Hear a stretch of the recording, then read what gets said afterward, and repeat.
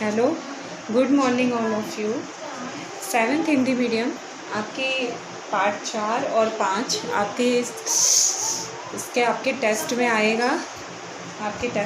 ये आपके unit test में 4 और 5, जिसमें से मैं आपका रिवीजन अब करा रही हूँ, जिसके अंतर्गत आपका 4 और 5 में आपको जानना है कि किस तरीके से आपका चैप्टर में क्या क्या आना है। तो उसका रिवाइज कराते हैं एक बार।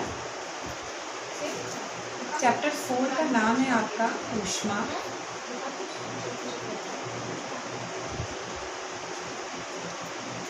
इसमें आपको पता है कि यूनिट टेस्ट के अंदर आपका ये ऊष्मा चैप्टर आपका 4th नंबर पर है। आपका सिलेबस मैंने आपको दे ही दिया था कि आपका 4 और 5 आ रहा है।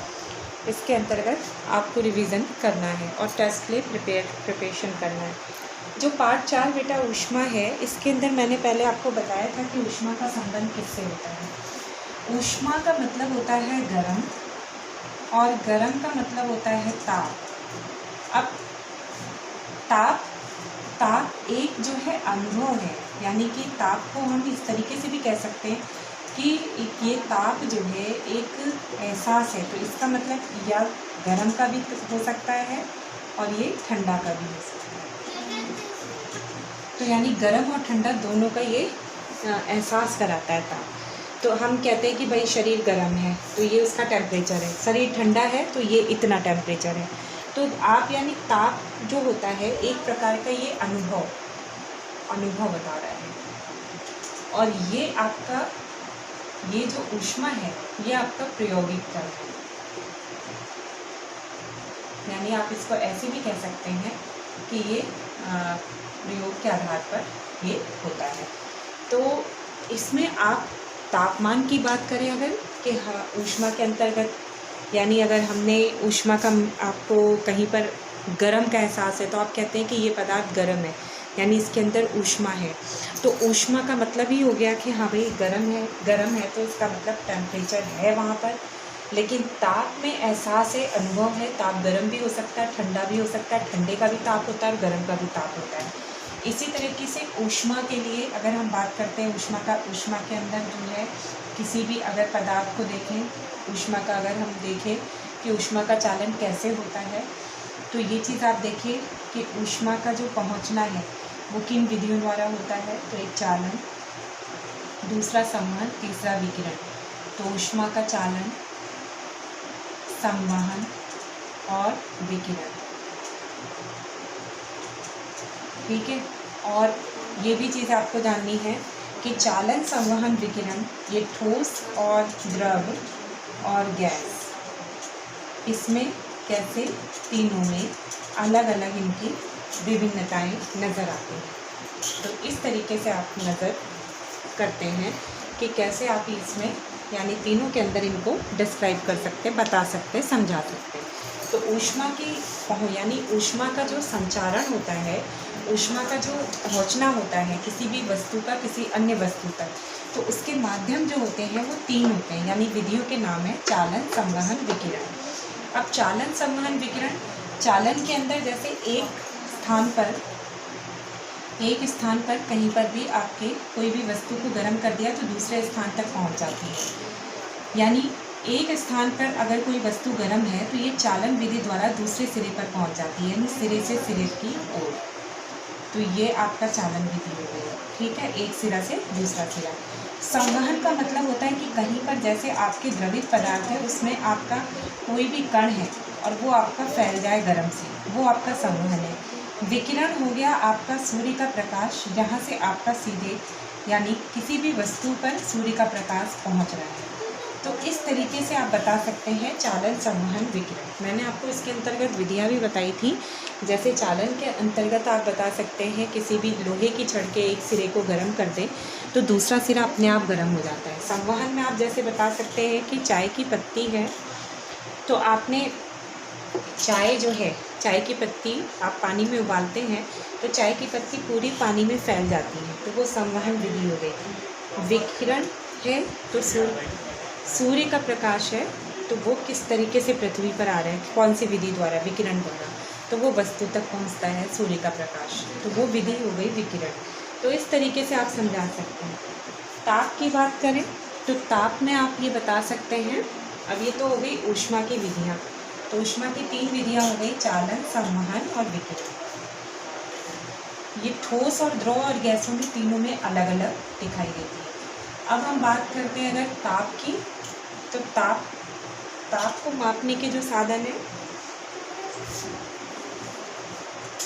यानी चालन जो है वो ठोस में सबसे ज़्यादा होता है, ठोस में अधिक,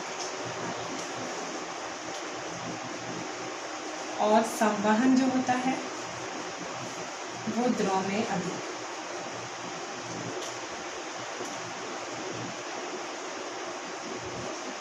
ये चीज़ याद रखिएगा, ठीक है। और विकिरण जो होता है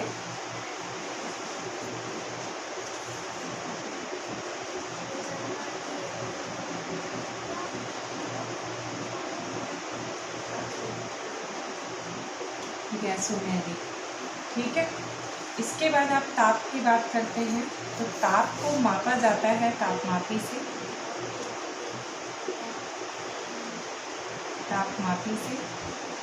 तापमापी से ताप को ज्ञात करते हैं।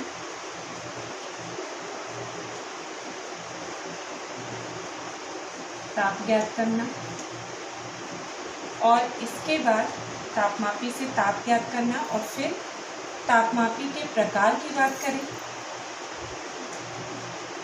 तो प्रकार इसके 2 हैं। एक है प्रयोगशाला तापमापी,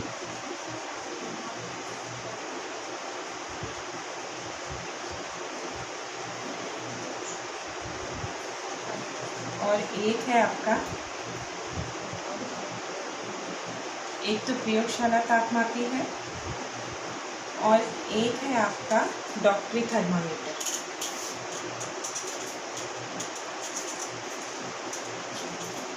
डॉक्टरी तापमापी, तो ये आपके डॉक्टरी तापमापी है। इन दोनों में भी अंतर मैंने बताया था, प्रयोगशाला तापमापी और डॉक्टरी तापमापी, या डॉक्टरी आप ऐसे भी कह सकते हैं, प्रयोगशाला तापमापी या डॉक्टर तापमापी में क्या अंतर है। तो डॉक्टरी तापमापी में भी और प्रयोगशाला दोनों के अंदर अंतर है। इन दोनों में प्रयोगशाला तापमापी में जो होता है ये प्रयोगशाला में ही केवल काम में आ सकता है।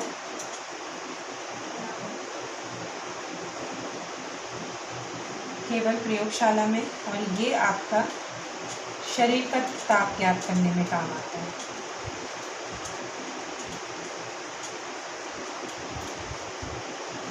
इन दोनों में दोनों की वैल्यूज़ अलग अलग होती है, दोनों के मान अलग अलग होते हैं। तो दोनों के मान अलग अलग होने से इनके हम उस तरीके से, यानी हम इनको ज्ञात कर सकते हैं इनके अलग अलग वैल्यूज़ के आधार पर। तो तापमापी के द्वारा ताप ज्ञात करते हैं। तापमापी के प्रकार 2 होते हैं, प्रयोगशाला तापमापी और डॉक्टरी थर्मामीटर। प्रयोगशाला तापमापी आपके प्रयोगशाला में काम आता है। जो डॉक्टरी थर्मामीटर या डॉक्टरी तापमापी होता है वो शरीर का ताप आप उससे ज्ञात कर सकते हैं। इन दोनों में क्या अंतर होता है, वो डिग्री, यानी इनके मेजरिंग पॉइंट भी अलग अलग होते हैं।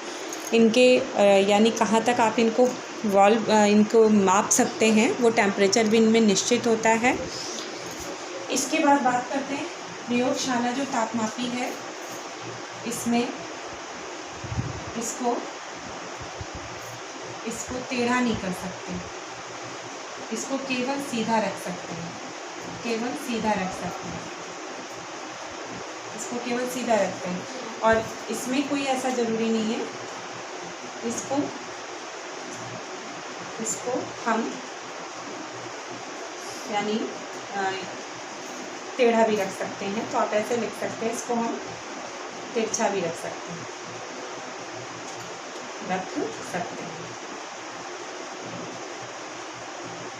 तो इस तरीके से आप बता सकते हैं प्रयोगशाला तापमापी में और डॉक्टरी थर्मामीटर में क्या अंतर है। फिर आपका इसी में दिया हुआ है कि अगर आप बात करें कि चालन संवहन विकिरण में कि किस तरीके से इनके हम प्रयोगों को दर्शा सकते हैं। तो इनका एक छोटा सा प्रयोग भी दिया हुआ है। जैसे एक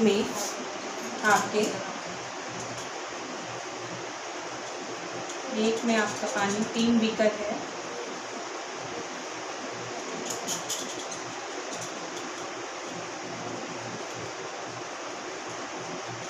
और एक में आपके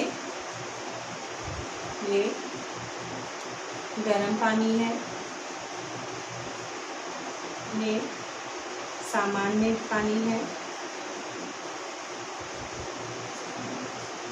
और ये इसमें ठंडा पानी है।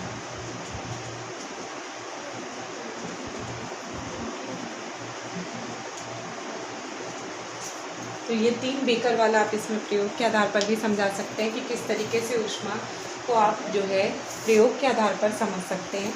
जैसे एक आपने बीकर में लिया गर्म पानी से फिर आप सामान्य पानी में गए, ऊष्मा का संचारण हुआ। सामान्य पानी से फिर ठंडे पानी में गए तो ऊष्मा का संचारण हुआ। इसी तरह से आप रिवर्स कर सकते हैं। जैसे ए मान लीजिए, बी मान लीजिए, सी मान लीजिए, ए से बी फिर बी से सी, फिर इसमें इस तरह से रिवर्स कर सकते हैं, सी से बी फिर बी से ए। तो इस तरीके से आप इसको ज्ञात कर सकते हैं कि कैसे जो है इनमें ऊष्मा का संचारण होता है। तो ये चीज़ें याद रखिएगा इसमें कि ए से बी फिर बी से सी, सी से बी फिर ए, ऐसे ऊष्मा का संचारण होता रहता है। तो हम अगर इनके आधार पर हम अनुभव को देखें तो गर्म पानी से बिल्कुल सामान्य पानी में आएंगे तो भी आपको पानी गर्म लगेगा, फिर ठंडे में आएंगे तब आपको पानी नॉर्मल लगेगा। तो इस तरीके से उल्टा होता है। इसी तरीके से आप बिल्कुल ठंडे पानी से जब जाएंगे सामान्य पानी में, तो सामान्य पानी की बात करें हाँ, तो ठंडे पानी से जब सामान्य पानी की ओर जाएंगे तो ध्यान रखिएगा आपका जो ठंडा पानी है उससे जब सामान्य में गए तो थोड़ा सा आपको लगेगा तब भी ठंडा, फिर जब बिल्कुल गर्म पानी में जाएंगे तो आपको लगेगा सामान्य पानी।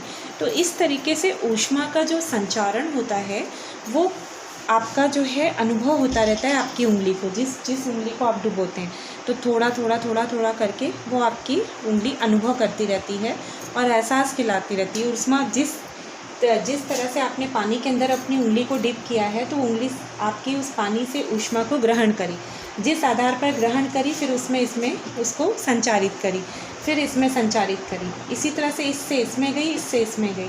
इस तरीके से संचारण जब होता है तो ऊष्मा की जो वैल्यू होती है, जो ऊष्मा का काउंटिंग होता है, जो ऊष्मा का जितनी ऊष्मा का मान होता है वो धीरे धीरे लॉसमेंट होता जाता है, क्योंकि वो धीरे धीरे हमारी उंगली तक पहुंच रहा है। जैसे जैसे ऊष्मा का मान कम होता जाता है, ऊष्मा अवशोषित होती जाती है हमारी उंगली से, वैसे वैसे ऊष्मा का अनुभव हमें कम होने लगता है। तो इस तरीके से हम उसको संचारित में दिखा सकते हैं। तो ये आपने देखा कि किस तरीके से आपने इसको यानी बताया है, कैसे आप प्रयोग के आधार पर समझा सकते हैं। तो इस तरह से आपने देखा कि आपने पूरे यानी चैप्टर 4 के अंदर ऊष्मा का अनुभव किया, ऊष्मा के बारे में समझा। तो इस तरीके से आपके बेटा इस पाठ के अंदर आपके यही है प्रयोगशाला तापमापी, तापमान को ज्ञात करना, किस तरीके से तापमापी के प्रकार हैं, ताप कैसे ज्ञात करते हैं, चालन संवहन विकिरण ऊष्मा की कौन सी विधियां हैं, प्रयोगशाला तापमापी और डॉक्टरी थर्मामीटर में क्या अंतर है, इन दोनों की वैल्यूज़ क्या है या विकिरण क्या है, या एक प्रयोग के द्वारा आप ऊष्मा को किस तरह से समझाएंगे, ठंडे से साधारण पानी में, फिर साधारण से गर्म, फिर गर्म से ठंडा, गर्म से सामान्य, फिर ठंडा।